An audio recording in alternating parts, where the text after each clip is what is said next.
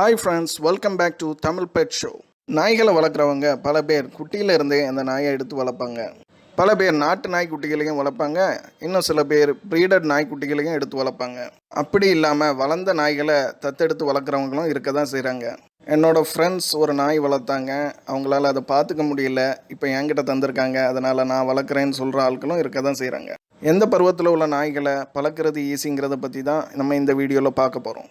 அதுக்கு முன்னாடி நீங்கள் இப்போ தான் நம்ம தமிழ் பெட் ஷோ சேனலை ஃபஸ்ட் டைம் விசிட் பண்ணுறீங்கன்னா மறக்காமல் நம்ம தமிழ் பெட் ஷோ சேனலை சப்ஸ்கிரைப் பண்ணுங்கள். பக்கத்தில் இருக்கிற பெல் ஐக்கானை கிளிக் பண்ணிங்கன்னா ரெகுலராக நான் போஸ்ட் பண்ணக்கூடிய வீடியோஸுடைய அப்டேட்ஸ் உங்களுக்கு வந்து சேரும். சரி, இப்போ டாபிக் உள்ளே போகலாமா?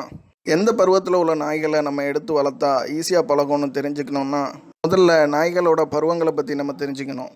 ஒரு விஷயம் நீங்கள் நல்லா புரிஞ்சுக்கணும், நாய்களுக்கு ரொம்ப வேகமாகவே வயசாகிடும். மனுஷங்களை கம்பேர் பண்ணும்போது நாய்கள் 10 மடங்கு வேகமாக முதுமையை அடைஞ்சிடும்.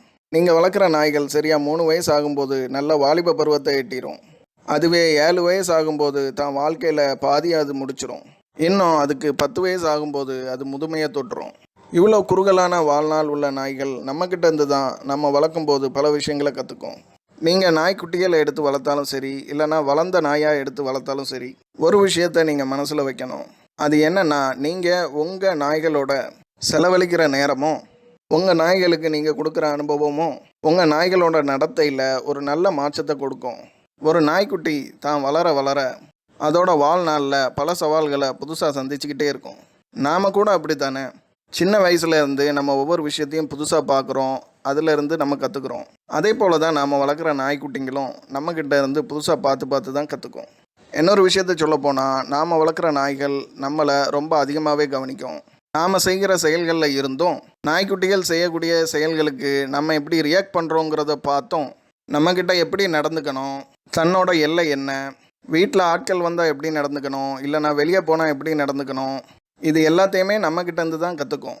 நீங்கள் கூப்பிட்டா வர்றதுலேருந்து உங்கள் சொல்லுக்கு எப்படி கீழ்ப்படியணுங்கிற வரைக்கும் எல்லாமே உங்ககிட்டேருந்து தான் கற்றுக்கும். பொதுவாகவே பெரிய நாய்களை பழக்கிறத விட குட்டி நாய்களை பழக்கிறது ரொம்பவே சுலபம். நீங்கள் குறிப்பாக பெரிய நாயாகவே எடுத்து வளர்க்க போகிறீங்க அப்படின்னா அதை உங்களுக்கு ஏற்ற மாதிரி பழக்கிறதுக்கு கொஞ்சம் அதிக முயற்சி தேவைப்படும். ஏன்னா அது ஏற்கனவே நல்லா வளர்ந்துட்டதுனால பல விஷயங்களை அது ஏற்கனவே படிச்சிருக்கும். ஏற்கனவே வளர்த்தவங்க கிட்டேருந்து ஏதோ ஒரு காரணத்தினால நீங்கள் தத்தெடுக்க போகிறீங்க அப்படின்னா நீங்கள் ஒரு விஷயத்த கவனத்தில் வைக்கணும். அது என்னன்னா, அதை ஏற்கனவே வளர்த்துட்டு இருந்தவங்க அதை எப்படி வளர்த்தாங்களோ அதுக்கேற்ற மாதிரி தான் அது பழகியிருக்கும். அதனால் அதை நம்ம தத்தெடுத்து கொண்டு வரும்போது எல்லாமே அதுக்கு புதுசாக தானே இருக்கும். அதனால தான் பெரிய நாய்களாக நீங்கள் தத்தெடுத்தீங்கன்னா அதை உங்களுக்கு ஏற்ற மாதிரி பழக்கிறதுக்கு கொஞ்சம் அதிக முயற்சி தேவைன்னு சொன்னேன். பெரிய நாய்களாக தத்தெடுத்து ஒருவேளை அது உங்களுக்கு ஏற்ற மாதிரி தான் இருந்ததுன்னா அது உங்களுடைய லக். அதுவே அது உங்களுக்கு ஏற்ற மாதிரி இல்லை அப்படின்னு நீங்கள் ஃபீல் பண்ணிங்கன்னா அது உங்களுக்கு ஏற்ற மாதிரி மாறுறதுக்கு நீங்கள் கொஞ்சம் டைம் கொடுங்க.